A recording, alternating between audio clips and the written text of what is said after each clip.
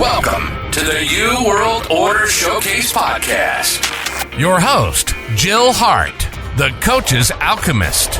Couldn't be more excited to have you join us today. On this podcast, we celebrate the champions of change, the up-and-coming life, health and transformational coaches who are fearlessly stepping forward to make a difference in the world. Get ready for inspiring stories, practical tips, and powerful moments that will motivate you to make a positive change in your life and those around you. We're happy to have you join us on this incredible journey as we dive into the world of life, health, and transformational coaches who are lighting up the path towards a better tomorrow.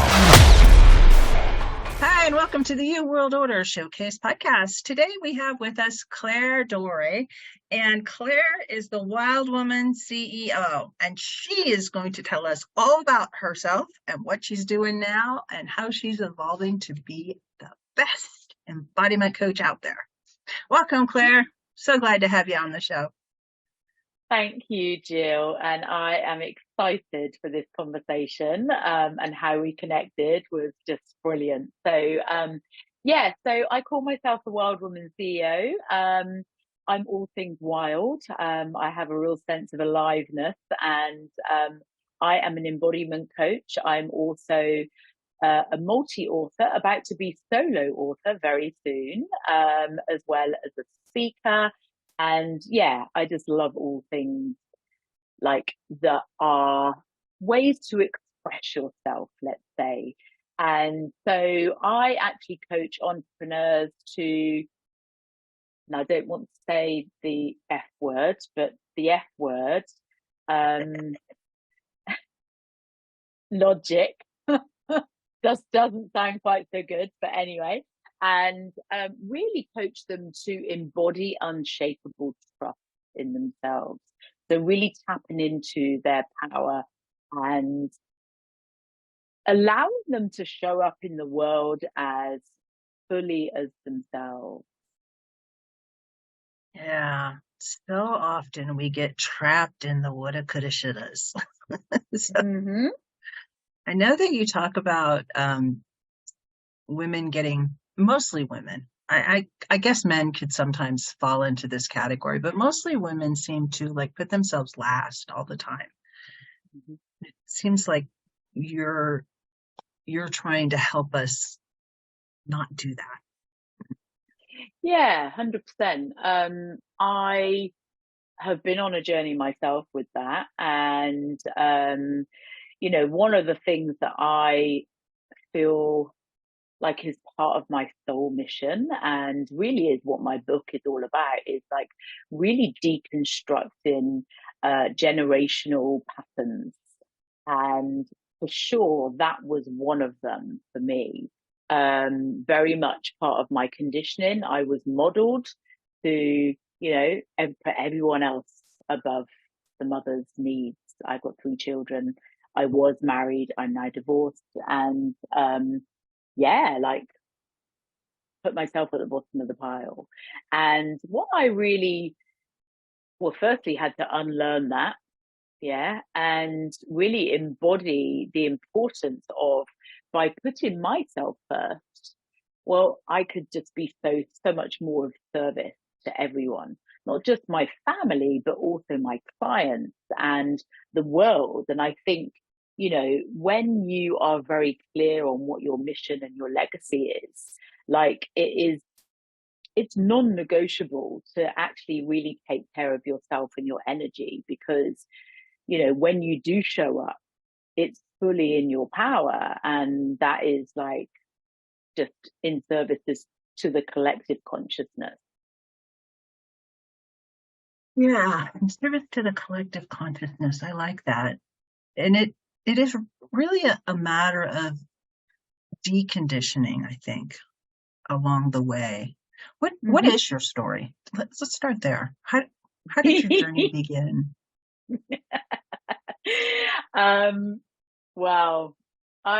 Do you know what? I'd love to actually just start from the last 2 years, because I think, I could tell you my whole life story, but actually what is really juicy and what I feel I've awakened to really happened in the last 2 years. So I was married for 19 years, with my ex-husband for 21.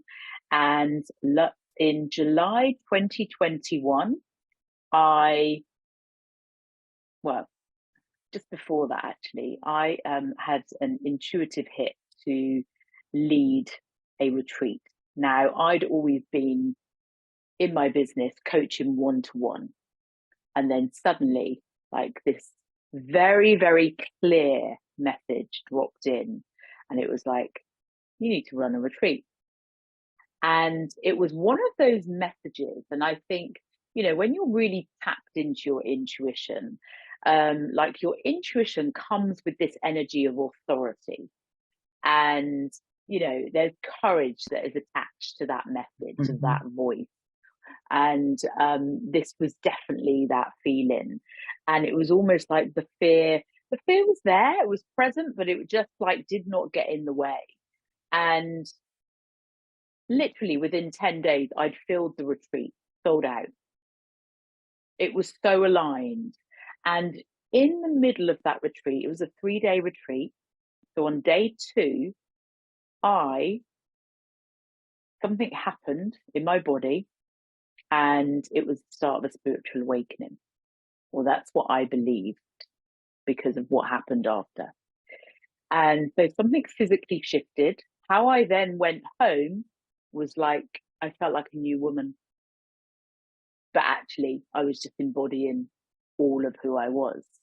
And so I'd gone from very much kind of like running my life in this like very masculine energy, my conditioning, to suddenly fully embodying my divine feminine. And I was unrecognizable, to my husband at the time. Like, he didn't know, who is this woman, kind of thing.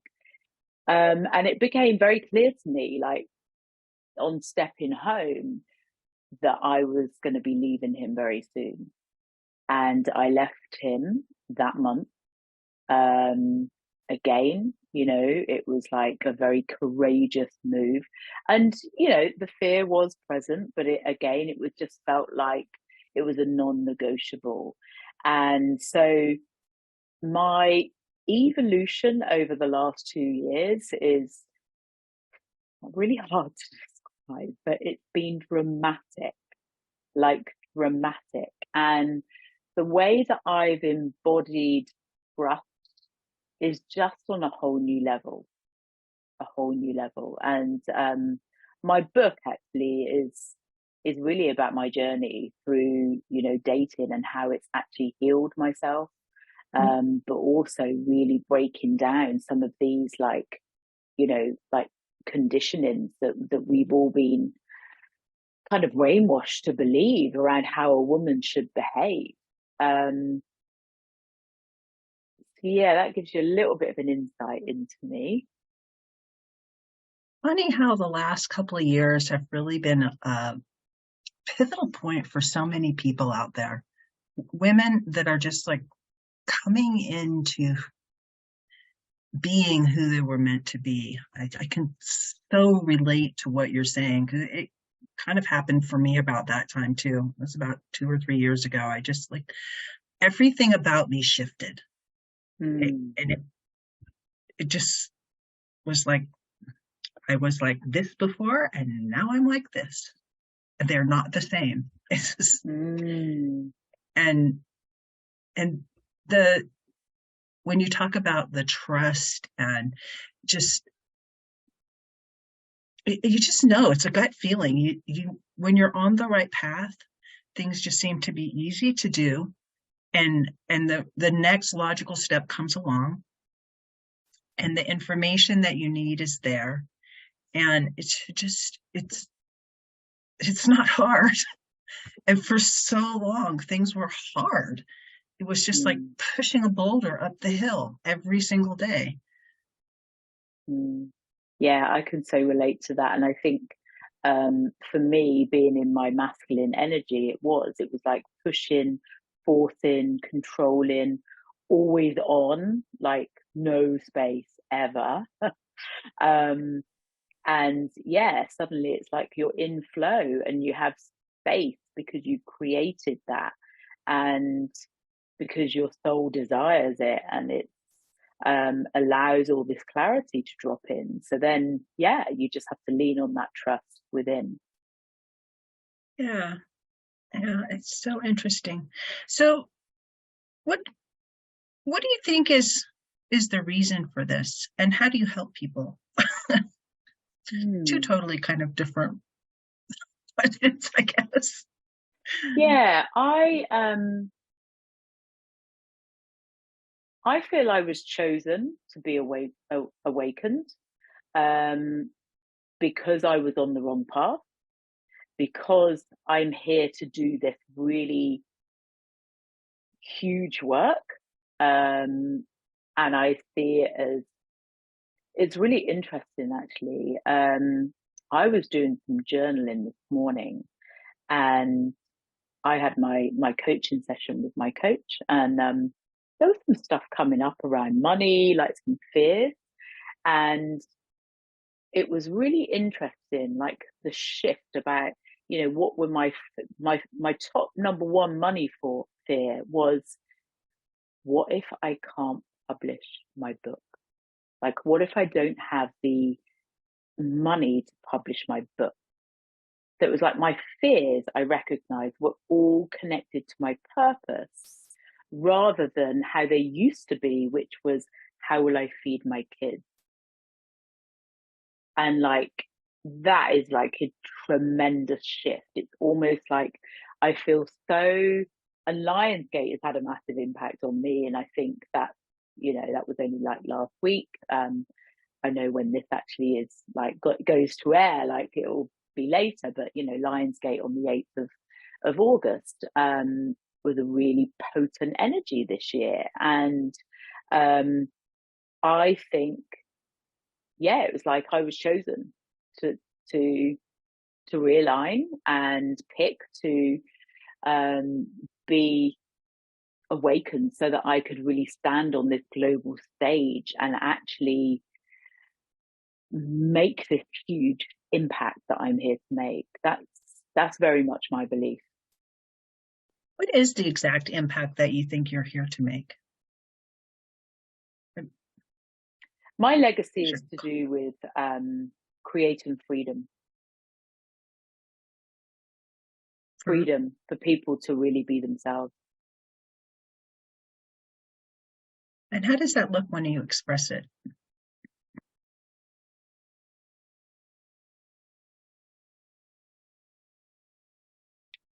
It's like fearless to, say the things that are deeply passionate to them without fear, being able to stand on the stage and, voice about the things that are deeply important in their heart, the cause that keeps them awake at night. But I think there is so much, society breeds fear. And so people get so stuck in that they then don't voice the thing that actually they know they need to talk about, but they're scared about, like, oh, what will so-and-so think, or what will they think, and so-and-so's going to judge me, and all the stories that get in the way. Freedom is kind of a lack of control, or a lack of being controlled. It's the ability to live your life authentically, and it looks different for different people. But when we live in fear, we live under the control of whatever the authority is that we're afraid of. And it can be a human being, it could be a system, it could be your house, it could be your neighbor. It's just like when you're in fear of what other people are going to say or think or do because of what you say, think, or do, you're being controlled by another human being or another entity.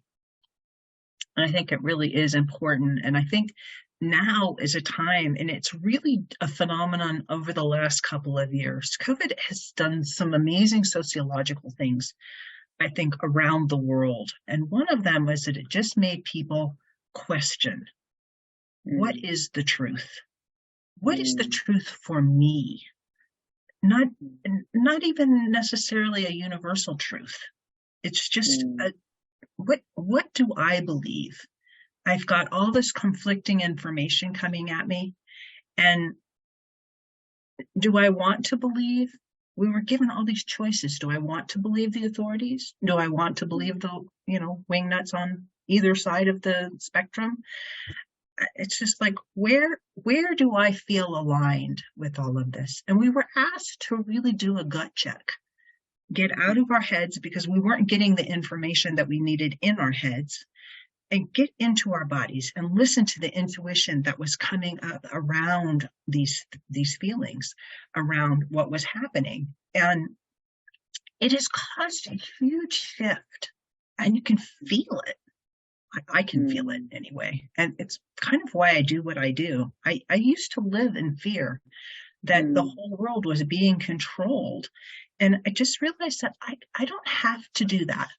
I could do something different. And the something different was to talk to people like you and the other coaches that I've talked to, who are really stepping out of the fear mindset and helping other people take a step closer to living in freedom too. Freedom from pain, freedom from mind control on various levels, freedom from spiritual control. There's just so much openness that there didn't used to be. Yeah, I think there is a shift being created, but I think I mean, I'm in the UK, and something that I am, the more I start to really voice openly my beliefs, and it is really pushing up against the boundaries of the conditioned masculine, which is very much like what society has kind of dictated to us, really. We're rewarded for controlling ourselves. You get rewarded for that behavior. And I think when you suddenly step outside that, you're pushing up against these boundaries that people have been led to believe. And yeah, it's like the system can, feel like start to come towards you. I mean, I see that as like I'm on the right track.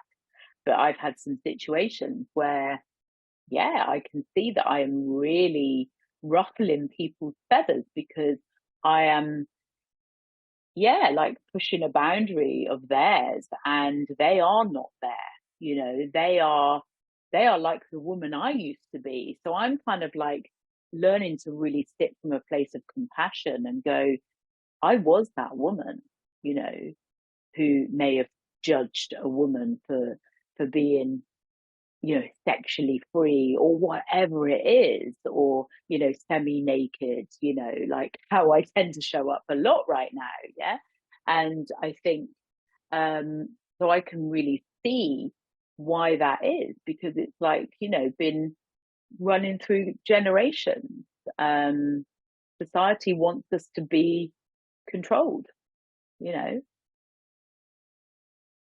Yeah, and mostly it's one segment of society that wants everyone else to be controlled by them. And when you start pushing back as a woman, it's just like, it's amazing the amount incredible of impact that you can have. And still I think that paradigm, the masculine energy paradigm of, pyramids and big business and conglomerates is kind of fading. And I see that through the efforts of coaches really out there. Coaches are making the way we transact problem solving, but on a different level. Oh yeah, we're definitely the light bearers. We are definitely, I think all the coaches in the world have a huge role to play in really waking people up and really, being that beacon of light. And I think, just touching back, I just had a thought on the, what we're talking about, the masculine energy and the conditioned masculine. Like, the society has not wanted us to step into that divine feminine power because the feminine power is more powerful. And it's untamable, it's boundaryless. So, it's like, it's like, it's uncertain, and society likes certainty and stability. And of course, the feminine power is none of that. We have a much longer cycle than males do. A male cycle is about 12 hours. A woman's cycle is 28 days. and it takes that long for us to move through things. And because we're not just like, as a human being, I'm pretty good at making decisions and moving on. It's from my conditioning, it's my problem solving background. It's really my superpower. I can say, okay, we're just going to do this, and I'll head in that direction. But there's another part of me that says, slow down sometimes. Just slow down. It's okay. Just slow down. And that's the feminine side. You don't have to make that decision right this second. It's okay to wait. And I actually learned that from my husband. his idea is to not make a decision unless you absolutely have to, because generally it will work out.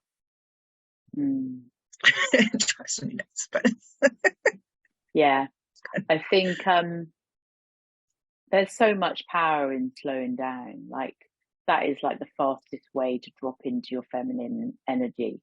Like, it's just slow down, and it's trusting you're going to get the clarity on that decision when you need it. There is no rush. Love that. Yeah. And training our children, I don't know if you have sons and daughters or just sons, but I have 2 daughters and 3 sons. And training your kids to slow down and to kind of fall into who they are, rather than pushing them to be something that they may or may not be aligned with. And that's men and women, and girls and boys. I agree. And I think it's, it's down to modeling, isn't it? Like, it's not what we say, it's like how we act. Always about how we act. I have both. I have 2 boys and a girl. And I think, we were on holiday recently, actually, and I wasn't feeling very well one day. And I said to the kids, I'm just going to go for a nap. Well, 3 hours later, I emerged from the bedroom, and they were like, that was a long nap. And I said, yeah, I took my time. And I thought, I would never have done that before, but I thought, what brilliant modeling to show how you look after yourself. Yeah, I was like celebrating myself there. But it would have been like, oh, I better get back, and are they okay? And it's like, of course they're okay. Like, and it's taking care of ourselves first, like, come full circle. Learning how to be bored is a skill that everyone should teach their children, and very few do these days. It's in the boredom that ideas are born, and daydreams happen, and naps. Naps happen when you're bored, and naps can be good for you. We used to take them when we were little because our bodies needed time to recharge. We were going really hard, and now we just go really hard and drink more coffee. Which screws up our sleep at night. Oh my gosh. Yeah, totally. Yeah, no, I can't do that. My sleep is too important. But yeah, no, I think that's it. I think it's being really in tune with your body. And you talked earlier about, like how, we've been wired to be living in our heads. Like society has conditioned us to live in our heads, when actually the juice is in our bodies. And when we're tuned into that, like we know, like, oh, actually it's going to be more efficient for me to nap now. And, that's my next marketing step. Take a nap. Yeah, sometimes you just need to take a nap. Sometimes you just need to go and meditate for 20 minutes. Sometimes you just need to go outside and walk around and pick raspberries off your bush. Yeah. My favorite afternoon activity. I love that. Raspberry season's fading. I have to wait till next year. Oh, you can still go and walk on the grass barefoot.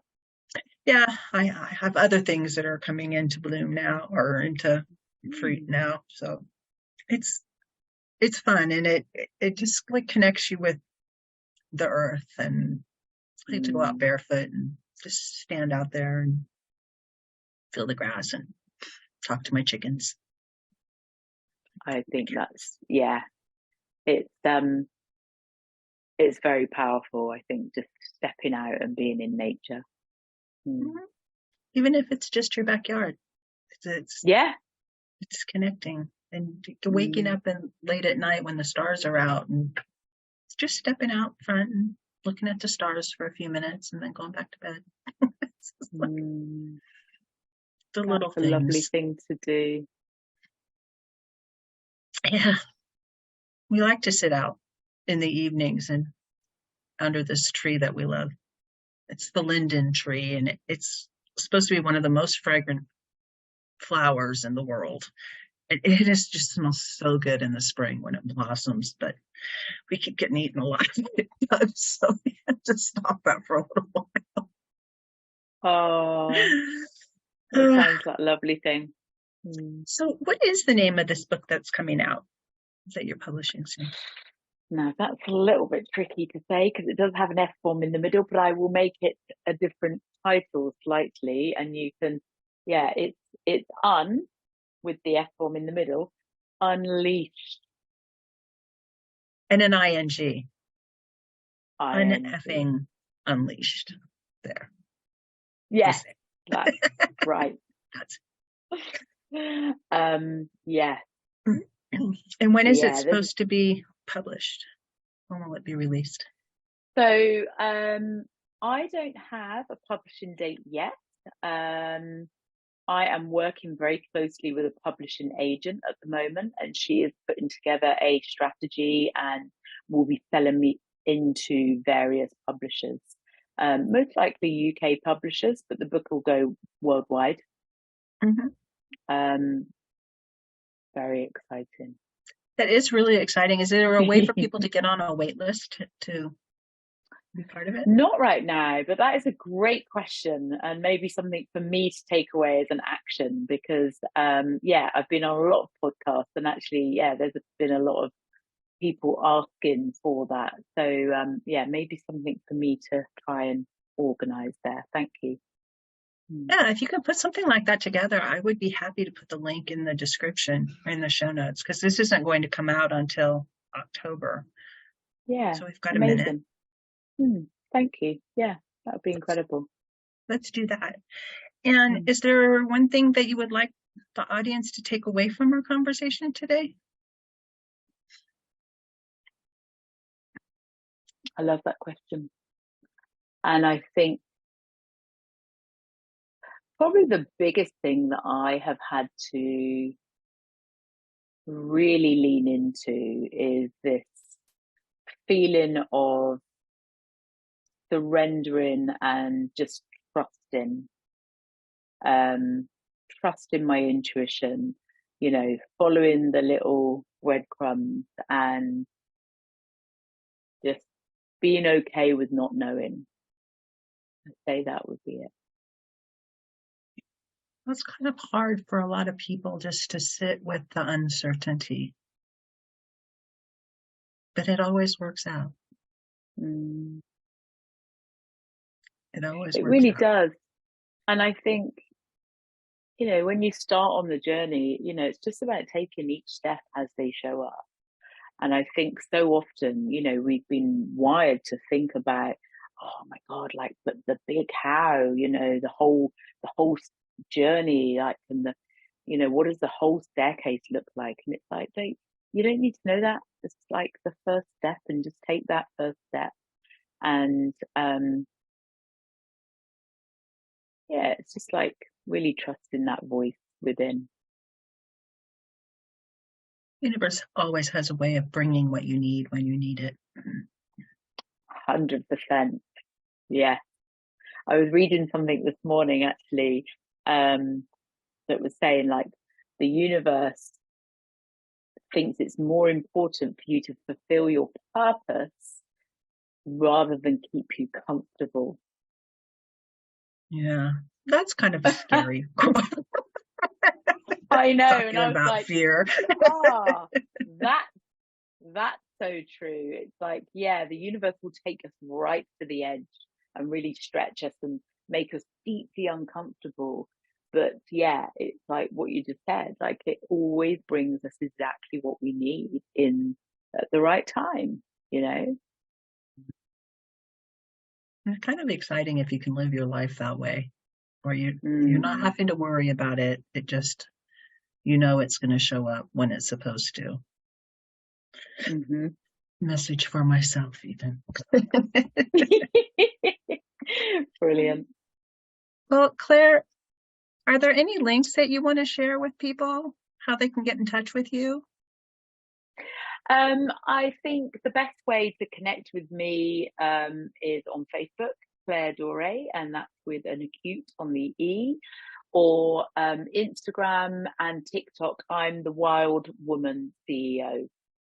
I'm always there doing videos and speaking. So that would be the best way. Thank you. Perfect. We'll make sure we put the links in the show notes. Thank you so much for joining me today. I really have been looking forward to this interview for a long time. Thank you, Jill. I've loved it, and really appreciate you having me. Thank you so much for tuning in to another empowering episode of the You World Order Showcase podcast. We hope you've enjoyed hearing from our incredible life, health, and transformational coaches who are making a profound impact on the world. Remember, change begins with you, and you have the power to transform your life and the lives of others. If you want to take that next step and unlock your true potential, visit thecoachesalchemist.com, where you can find the 3 ways we can help you for free to spin your talent into gold with clarity, a system, and a plan. Don't forget to hit the subscribe button so you never miss an inspiring episode. And if you enjoyed today's show, we'd greatly appreciate it if you could leave us a review on your favorite podcast platform. Your feedback means the world to us and helps us reach more people with our positive message. Stay connected with us on social media for updates, behind-the-scenes content, and upcoming guest announcements. You can find us on Facebook at the You World Order, or simply visit thecoachesalchemist.com.